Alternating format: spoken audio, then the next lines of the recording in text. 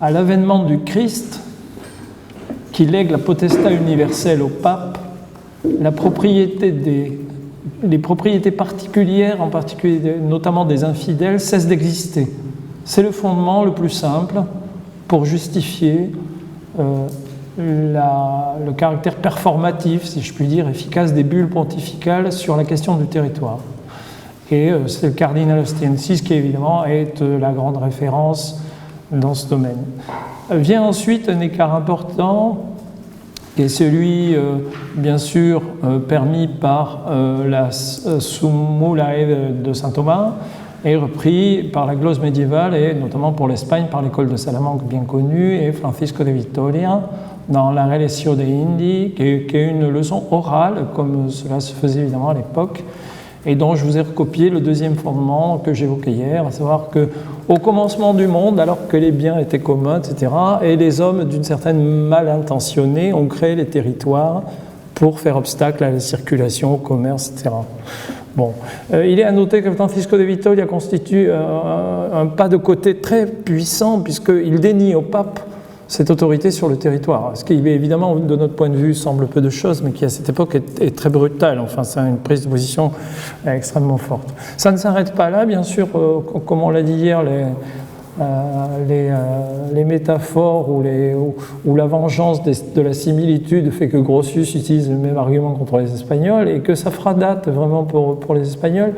Les nombreuses expositions de l'Archivo General de India ces dernières années sur la mer, et cet été encore, cette année, on a une superbe exposition sur la frontière et les fortifications à Séville, montre que c'est dans la conscience espagnole, c'est resté un reproche très fort, sans doute jusqu'à aujourd'hui. Alors bien sûr, ce ne sont pas les seuls éléments, la question du fondement en droit ou du non-fondement en droit des autorités sur le territoire. Il y en a d'autres, j'ai voulu juste les énumérer. Il y a bien sûr la symbolique et la mystique impériale. Alors on sait depuis les travaux d'Eliot, d'Espagne et d'autres qu'il n'y a pas d'empire espagnol, c'est une absurdité de parler d'empire espagnol. En revanche, donc il n'y a pas de chambrolique, il n'y a pas d'organisation impériale. En revanche, c'est bien une monarchie polycentrique et en revanche, elle est vraiment habitée par l'idée impériale, c'est-à-dire l'apparat, les références symboliques, les idées de déplacement de l'autorité, de la potestas sont bien présentes dans cette monarchie. Donc c'est un composé très curieux. Non seulement c'est une authentique monarchie polycentrique, mais c'est aussi une monarchie habitée par l'idée d'empire, ce qui est évidemment pas tout à fait ordinaire, bien sûr. Alors, pour poursuivre avec cette idée d'évoquer ici quelques points, il y a donc cette idée aussi qui est souvent liée en fait au judéogénisme des territoires extra-européens que beaucoup d'auteurs voient aisément dans le sens de la langue indienne, dans les temples incas, ils voient des synagogues, enfin on a tout un tas d'extravagances. Et le grand auteur là-dessus, c'est Fernández de Oviedo, bien sûr, dans l'Historia General y Natural de las Indias de 1935. Bon, là, l'affaire est connue parce que, évidemment, il va relier les rois d'Espagne à d'anciens rois, donc des Hespérides et autres. Voilà. Ce qui est intéressant aussi, c'est que cette filière de pensée sur les territoires, au fond, mais liée à des formes variées de judéogénisme, va se décliner de façon très subtile. Et c'est peut-être ça qui sera le plus appliqué sur le terrain, c'est-à-dire qu'on va créer une taxinomie des indigènes, des naturels, des aborígenos, comme disent les Espagnols, y compris pour l'Amérique latine surtout. Et c'est au fond cette déclinaison lointaine qui va être extrêmement efficace pour attaquer les domaines indigènes, pour les défendre, enfin selon le cas. Bien sûr, ça ne pouvait pas être aussi simple. L'idée de la monogénèse du genre humain, qui au fond était toujours à la base de ces justifications, va exploser. Elle va exploser sans doute grâce d'abord à un Italien, Giambattista Ramusio, en 1553. Et vous voyez, c'est tardif. Beaucoup de dégâts territoriaux et humains sont déjà faits. Et évidemment, c'est toujours sur la base, cette fois, d'une référence à l'Antiquité, mais aristotélicienne, qu'on conteste, évidemment, pour partie, le monogénisme. Alors, les Espagnols ne sont pas étrangers à l'idée du polygénisme du genre humain, qui évidemment rendait difficile les justifications d'appropriation territoriale, toute catégorie. Puisque chez Agustín de Zárate, on retrouve la même chose, mais il se débrouille d'une certaine manière pour dire que malgré tout, cette diversité humaine sur Terre doit tout de même être reliée à ce que dit l'Ancien Testament et à une forme de monogénèse. Donc on a l'impression qu'il a une idée générale qui est celle de la polygénèse du genre humain et qui va couper court au traditionnel argument d'appropriation du territoire, et in fine, finalement, ce n'est pas tout à fait le cas. Bon, d'autres Espagnols ensuite reprendront cette idée, mais il faut bien s'arrêter un peu dans l'énumération de ces éléments. Donc vous voyez, il y a vraiment un feuilletage, c'est un peu comme, j'ai appelé ça le millefeuille théorique, qui permet aux Espagnols une très grande liberté intellectuelle. Ils ont tellement de justifications par avance sur la question de l'appropriation territoriale qu'au fond c'est assez simple. Bon, bien évidemment, le décalage est considérable entre ce plan intellectuel, savant, le plus souvent, et les applications réelles. Alors, avec le cas de Chalk, évidemment, on est servi, puisque l'audience est créée en 1559, et elle cessera d'avoir l'autorité sur ce domaine pratiquement sur toute la région que vous voyez là de la Bolivie actuelle, mais aussi jusqu'au sud-est, jusqu'à Buenos Aires, puis autorité pratiquement sur une bonne partie du Chili et toute l'Argentine, tout le sud de l'Argentine actuelle. En 1661, on créera l'audience de Buenos Aires, qui est censée se charger d'une partie de ces territoires considérables, c'est 3 ou 4 fois grand comme l'Europe, donc on a vraiment quelque chose de tout à fait démesuré, mais au fond l'audience de Buenos Aires ne fonctionnera que quelques années et la plupart des documents qui auraient dû être transmis à l'audience de Buenos Aires resteront à Charca, si bien qu'aujourd'hui on a quand même là un volume considérable de documents. Alors bien entendu, ces territoires fonctionnent sur le mode de la ligne, à plusieurs points de vue. D'abord, c'est la ligne de l'ancien domaine incaïque, avec donc des routes et des forteresses.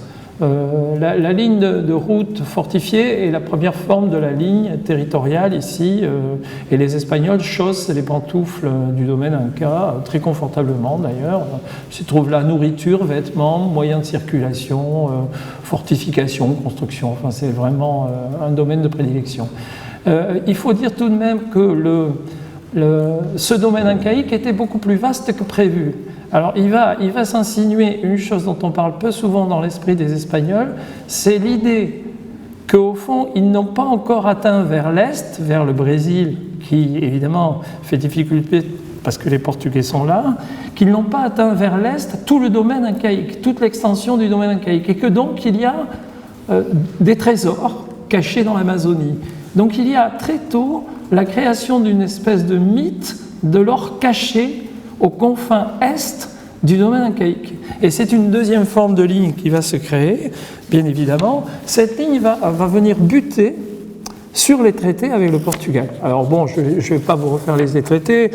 On peut évoquer un des premiers, le traité d'Alcazoba en 1479, un des derniers, qui est le traité donc, concernant les Moluques, 1529, qui ici nous concerne que très peu. Ici, le traité important est bien toujours le même, le traité de Tordesillas de 1494. Et bien entendu, il est impossible de déterminer la position de la ligne de Tordesillas dans cette région, à l'est de ces régions, qui sont des régions fluviales. Voilà, vous avez ici une autre carte donc, des forteresses incaïques et des régions chiliguanes qui sont dans le Piémont entre les Andes et la forêt amazonienne. Et les Espagnols sont bien en mal de savoir à quel moment ils sont chez les Portugais et à quel moment ils n'y sont plus. Alors c'est relativement simple dans le sud-est, c'est-à-dire dans la région d'Asunción. Alors le problème c'est que voilà, les cartes ne sont pas toujours très, très faciles à repérer parce qu'ici, Asunción est au sud-est de la carte, assez loin. Donc, dans la région d'Asunción, les Portugais sont très présents. Donc, en général, les Espagnols arrêtent leurs prétentions territoriales lorsqu'ils rencontrent les Portugais. En revanche, dans cette région, à l'est de ce qui est aujourd'hui la Bolivie, la localisation de la ligne de Tordesillas c'est absolument impossible à déterminer. Et donc les conflits sont absolument constants. D'autant que vous le voyez, c'est une région truffée d'ethnies, de groupes indiens, des plus variés, et de groupes linguistiques extrêmement variés. Donc au nord-ouest, les Aymaras et les Quechua, au centre les Guarani, à l'est plutôt des populations arawak ou Tupi-Guarani. Bien, alors bien sûr, ce domaine de l'audience s'avère, malgré ces lignes, quasiment incontrôlable dans le détail. D'autant que la région est aussi, si les lignes étaient déjà relativement compliquées, la région est habitée par tout un flot de mythes, en plus de celui naissant que je viens d'évoquer. Bien sûr, il y a au nord-est le mythe de l'Eldorado, qui naîtra dans les années 1530, mais qui, disons, se situe bien au nord de la région, dans la haute vallée de l'Orénoque. Il a son importance ici, parce que l'audience de Chalk, qui est quand même très très loin des domaines où naissent les mythes de l'Eldorado, à des milliers et des milliers de kilomètres, sera toujours tenté de développer sa juridiction sur le nord-ouest, sans doute à cause de ça. Mais il y a aussi une perception, donc ce mythe de l'Eldorado n'est pas un mythe moteur de ses frontières. Même s'il est présent dans les esprits. En pratique, on le voit ici, voilà, c'est une région de montagne, de plateaux et d'imbrication fluviale extrêmement complexe à déterminer, où s'imbriquent donc toute une série de fleuves et d'affluents qui font que l'idée de frontière ici va s'inverser. Alors ça, je crois que c'est intéressant. Ce n'est plus tout à fait une ligne. C'est pas exactement un mythe moteur de la frontière qui permet en somme de ne pas s'arrêter à tel ou tel élément. C'est tout simplement une question pratique. Les Espagnols créent tout un feuilletage, on vient de le voir, théorique, pour avoir une attitude expansionniste. Et quand ils arrivent dans ces régions complexes, le phénomène de la frontière s'inverse. C'est-à-dire que ce ne sont plus eux qui imposent une frontière au monde indien, mais donc plusieurs auteurs, et notamment donc un des gouverneurs d'Asunción et de Chalca, le corregidor par exemple de la vallée de Mizque, dit concernant les incursions indiennes, hay que ponerlos fronteras. Autrement dit, il faut leur mettre des barrières, des frontières. La frontière désormais d'expansion est du côté indien, parce que la région est tellement peu contrôlable et mal connue des Espagnols, et on a non seulement un phénomène de ligne, non seulement un phénomène de mythification territoriale, mais on a un phénomène d'inversion frontalière, je crois, dont on ne parle pas assez. Alors évidemment, s'il y a une inversion frontalière, c'est que les Espagnols ont à faire face à une limite particulière, c'est la limite d'autorité. Ils n'ont pas les moyens de tenir la frontière dans une situation expansionniste. Il n'y a pas d'armée coloniale, les réserves militaires de Chalca sont ridicules, il y a quelques dizaines d'arquebuses, 4 sergents, avec ça on ne peut pas faire grand-chose. Donc on va nommer sur la frontière, dans les positions de frontière, à Santa Cruz de la Sierra, à Asunción et même à Buenos Aires, on va nommer des gouverneurs militaires, los adelantados. Voilà. Alors, du coup, évidemment, le territoire devient non plus une forme d'harmonisation de l'espace, mais le territoire se transforme en question de gestion des conflits et des rivalités. Au fond, c'est ce qu'est l'audience de Chalca. C'est un vaste domaine conflictuel et l'objectif est de stabiliser les conflits, de stabiliser les rivalités de juridiction entre les adelantados, les juges qui sont commissionnés ponctuellement pour faire des enquêtes, les visiteurs qui viennent d'Espagne et qui se trouvent en conflit avec les autorités locales, les villes, en particulier évidemment la ville de Potosí. Donc vous voyez ici figurer, on a les deux petites collines, El Fierro Chico et donc el Cerro Grande, el Cerro de Plata. Vous les voyez figurer là au sud-est du lac Titicaca, là où il y a écrit El Reino del Perú. Et ces autorités de Potosí créent une difficulté particulière.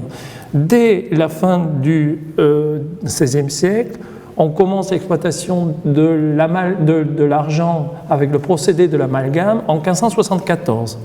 Et au bout d'une dizaine d'années, ce sont les Basques, los Vascongados, qui s'emparent du contrôle de la ville et du contrôle des mines. Au fur et à mesure que le phénomène migratoire grossit dans la région, c'est une région riche, arrivent beaucoup de Castillans, beaucoup de Léonais, beaucoup d'Extremeños, bien sûr, et arrive aussi beaucoup de Galiciens dans la région. Et désormais, la région est à feu et à sang dans un conflit quasi permanent entre les Basques et ce qu'on appellera les Vicuñas, c'est-à-dire tous les autres Espagnols, et quelquefois d'ailleurs quelques Portugais. Donc, la question de Potosí, c'est d'éviter les massacres répétés entre Vascongados, Vicuñas et Vascongados. Et ces massacres auront lieu en particulier dans les années 1620, au point que la production de Potosí s'effondre dans les années 1620. Et dans les années 60-70, les travaux sur l'économie de Potosí ont montré que le système espagnol s'essoufflait parce qu'il n'arrivait plus à produire de l'argent, etc. En oubliant simplement de regarder l'histoire sociale, si la production de Potosí s'effondre, ce n'est pas du tout parce que les mines sont exsangues, c'est parce que la société, divisée en bandos, en clans, est absolument à l'état de guerre. Plusieurs centaines de morts en 1522, plusieurs centaines de morts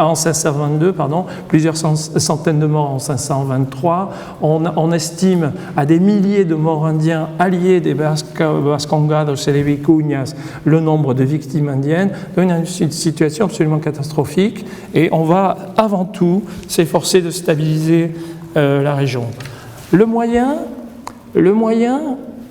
c'est de multiplier les audiences. Donc on va essayer de tapisser cette région qui est d'abord contrôlée par Lima et Chalca de toute une série d'audiences. Donc Lima, bien sûr, la première déjà depuis longtemps, 1543, puis Bogota 1548 au nord, Chalca, donc on l'a dit, puis viendra Quito au nord, puis Concepción, puis Buenos Aires, etc.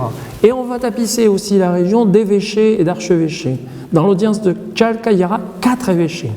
Mais le fait de multiplier les évêchés va créer une nouvelle couche de tension, en particulier entre les évêchés et les adelantados. On a des conflits terribles entre les gouverneurs militaires et ces adelantados. Alors, peut-être, il faudra que je vous donne quand même des exemples plus précis. Une dernière chose pour que l'on comprenne la démultiplication des conflits, des superpositions et des conflits de juridiction, des rivalités pour l'argent. Il y a une autre catégorie de facteurs très importants dans ces régions, c'est la mobilité indienne.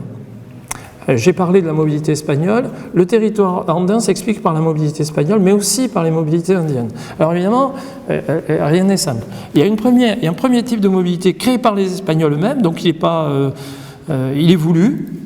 Il est voulu. C'est celui qui représente cette carte, c'est-à-dire c'est le système de la milita, qui est archi connu. Voilà.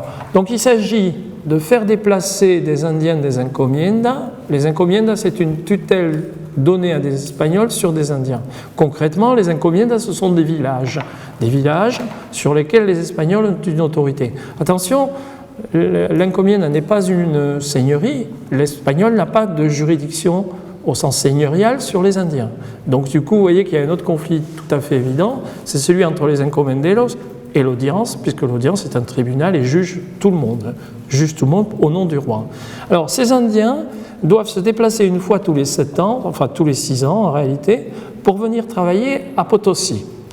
Imaginez 10 à 15 000 Indiens qui bougent tous les ans sur 1000 km, presque 1000 km, donc ils traversent les villages, ils traversent les campagnes, ils traversent les forêts, à pied, ils partent avec femmes et enfants, parce qu'ils doivent travailler 1 an à Potosi. Vous imaginez bien qu'ils ne vont pas rentrer chez eux tous sagement au bout d'une année. Que se passe-t-il? Eh bien, il y a une mobilité considérable et une installation dans la région de Potosi d'une population considérable. Potosi atteint 120 000 habitants à la fin du XVIe siècle. C'est la plus grande ville de l'industrie lourde. L'industrie lourde dans le monde n'apparaît pas en Angleterre au XVIIIe, comme on nous a appris quand on était petit. L'industrie lourde, elle apparaît ici. Vous avez 15 000 Indiens qui travaillent dans des mines, avec toute une machinerie, avec des fonderies qui sont standardisées, qui sont extrêmement organisées, les tâches sont décomposées, voilà. Évidemment, ce mouvement engendre des abus de toutes sortes. Le premier abus, c'est que les Indiens venus pour la mita, les mitailles, sont dévoyés par les entrepreneurs privés, sont littéralement asservis et empêchés de retourner chez eux. Donc la mobilité naturelle et la mobilité en droit est complètement perturbée pour des dizaines de milliers de personnes. Et il y a une catégorie très particulière d'Indiens dans ces régions qui sont les Yanaconas. Les Yanaconas, ce sont des Indiens qui n'étaient pas attachés à une terre, à une encomienda ensuite. Ce sont des Indiens de service dans le domaine incaïque. Et ces Indiens de service dans le domaine incaïque, quand les Espagnols s'installent, ils sont utilisés comme domestiques ou comme hommes à tout faire par les Espagnols. Mais afin d'éviter les abus, il y a une législation très précise les concernant. On ne peut pas les employer n'importe comment. Or, les Espagnols les privatisent, les prennent chez eux, les emprisonnent littéralement chez eux pour leur faire des tâches particulières, domestiques, et dérogent à la législation. Et surtout, les Espagnols qui se déplacent avec les Indiens Yanaconas. Voilà. Donc là, il y a un conflit permanent sur la question indienne et sur ces mobilités indiennes souvent illégales, manipulées en sous-main par les Espagnols, entre ces Espagnols et l'audience. Évidemment, ça vient considérablement compliquer cette affaire.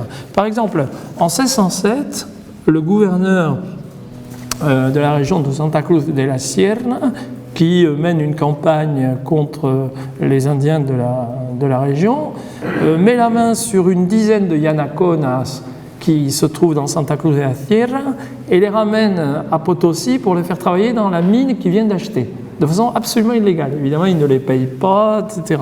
Donc, on a du coup l'audience qui poursuit un gouverneur militaire qui vient de travailler à une guerre indienne. C'est vraiment une situation extrêmement délicate pour l'audience et pour le gouverneur Almendra, bien évidemment. Bon, alors, évidemment, aussi, il y a un conflit de juridiction à très grande échelle, puisque la première audience de la région, c'est l'audience de Lima, 1543. Et l'audience de Chalca apparaît hiérarchiquement comme une audience déléguée de Lima. Pourquoi? Parce qu'à Lima réside le vice-roi. Et comme partout dans le domaine espagnol, le vice-roi est président de droit des audiences. Il n'a pas voix juridique. Dans une affaire criminelle, le président de l'audience, lorsque c'est le vice-roi, ne peut pas trancher parce que c'est le vice-roi. Le dernier mot dans une affaire criminelle complexe, par exemple, revient généralement au procureur du roi et le fiscal. Bon. Mais bien sûr, l'audience qui héberge, qui reçoit le vice-roi, prétend être supérieure à l'audience qui n'est pas présidée par le vice-roi. Et donc, dès qu'il y a un conflit entre l'audience de Chalca et un administré important, qui a un pouvoir politique, militaire, le dit prévenu, qui a du poids, recourt à l'audience de Lima en disant « je ne peux pas être jugé par l'audience de Chalca parce que les juges de Chalca m'en veulent, ils ne sont pas de parti pris, je demande à être jugé par l'audience de Lima ». Évidemment, l'audience de Chalca réplique en revendiquant qu'elle est une audience à égalité de l'audience du vice-roi. Voilà. Alors, on a quantité d'exemples, hein. On a absolument quantité d'exemples. Il y a un autre gouverneur militaire de Santa Cruz de la Sierra en 1610 qui s'appelle Juan de Mendoza, commet plusieurs crimes. Et l'audience de Chalca le juge. Et une fois instruit tout le procès, donc on ouvre le débat général, on communique les pièces à la partie adverse, qu'on appelle donc la plenaria, et lors de la plenaria, à l'issue de la plenaria, les juges hésitent entre deux peines, soit l'exil d'Amérique, donc de Juan de Mendoza, soit de lui couper une main. Bon, une punition assez classique. Et Juan de Mendoza fait donner ses propres avocats, sous procuradores, les avocats, et les avocats se déplacent, vont à Lima et demandent que Lima tranche la sentence. Évidemment, ce qu'il veut, c'est ne pas avoir la main coupée, c'est l'exil, mais il veut un exil local. Il veut l'exil de Charca, c'est-à-dire se déplacer de 200 km et faire ce qu'il veut, quoi. En gros, c'est ça l'histoire. Et finalement, l'audience de Lima tranche, et de fait, on ne lui coupe pas la main, il est simplement condamné à un exil de Charca, ce qui est à peu près une condamnation nulle, quasiment nulle. Bon, voilà quelques exemples. Un exemple peut-être de conflit entre l'évêque et les procureurs, entre l'évêque et les gouverneurs. Alors, il s'agit du gouverneur d'Asunción. Voilà. Alors peut-être, je parlerai après d'une carte plus large. J'aurais dû avoir une carte plus large. Voilà. Et donc, voilà, il me reste quasiment plus de temps. Je voudrais quand même vous raconter une autre chose. Donc, il s'agit du gouverneur Manuel de Flias qui, pendant 30 ans, de 1602 à 1631, est en conflit ouvert avec l'évêque d'Asunción, donc Tomás de Torres. Et les religieux d'Asunción sont favorables au gouverneur, à Flias. Et finalement, la situation se renverse au début des années 1630 parce que Flias veut que ce soit son fils qui lui succède. Il nomme son fils teniente, lieutenant de gouverneur, et là, tous les dominicains, les jésuites de la région sentent que le fils va travailler contre eux, et donc ils lâchent le gouverneur militaire, il se range aux côtés de l'évêque, et donc l'affaire se résout, on nomme un autre gouverneur, et en fait les conflits recommencent. Bon, puisqu'il me reste peu de temps, je voudrais simplement évoquer une autre dimension, disons, c'est la question de la manière dont l'audience s'efforce de créer une homogénéité en matière morale, en matière sociale, puisque c'est un des objectifs du territoire, c'est de créer de l'unité tout en variant les traitements régionaux, on l'a vu hier dans plusieurs exemples. Et ici, il y a une question traditionnelle qui a, à mon avis, été très mal tranchée, c'est que les nouveaux convertis, indiens nouveaux convertis, ne peuvent pas être jugés par l'Inquisition. Traditionnellement, c'est ce qu'on dit, et de fait, l'Inquisition s'installe à Lima. Elle existe. Et à Lima, évidemment, l'Inquisition ne se promène pas de l'autre côté des Andes jusqu'à Santa Cruz de la Sierra, qui est déjà donc, dans la forêt amazonienne. En revanche, ce qu'on n'a pas dit, c'est qu'il y a un outil très efficace pour les Espagnols afin de moraliser la vie indienne et de la faire entrer dans les normes ibériques, ce sont les corregidores, c'est-à-dire les juges régionaux. Et par chance, on a sauvé 450 procès d'Indiens qui se trouvent à Sucre pour une petite vallée indienne qui est le Valle de Mixque. Voilà, alors, le Valle de Mixque, mais là je ne peux pas... Vous l'avez en haut à gauche, là, 1603 Mixque. Voilà. Et vous avez là une carte de la frontière chiliguanos. En gros, c'est la ligne de face à face que les chiliguanos imposent aux Espagnols. Les Espagnols ne reconnaissent absolument pas ce front. C'est une frontière qu'ils sont bien obligés d'encaisser, si je puis dire. Et donc, vous voyez que les petits carrés qui représentent en gros les anciennes fortifications incaïques se trouvent de part et d'autre de cette frontière.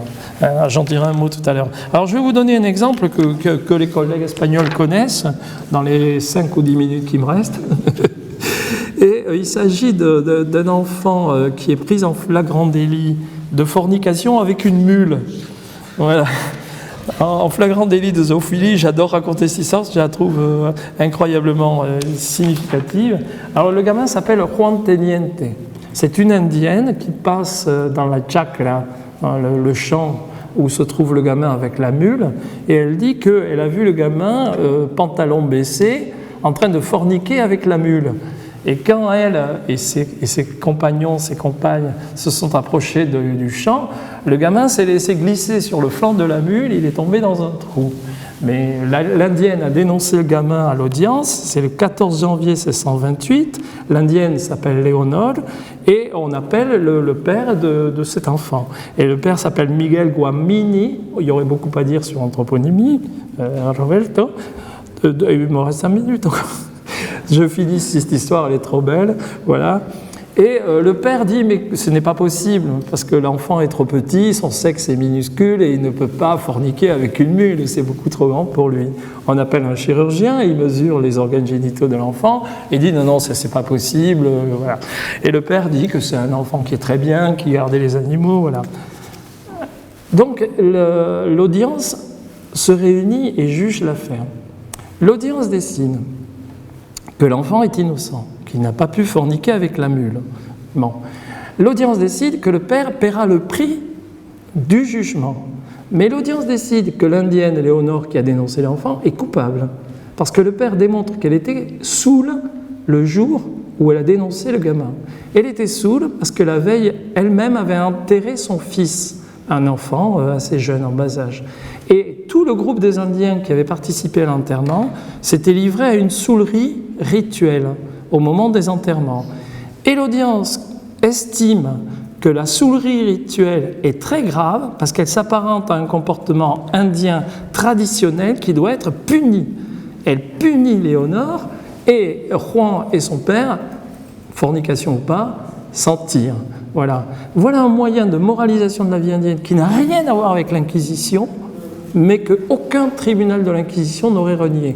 Et comme ça, j'en ai 450. Donc, ce n'est pas tout à fait rien. Merci de votre patience.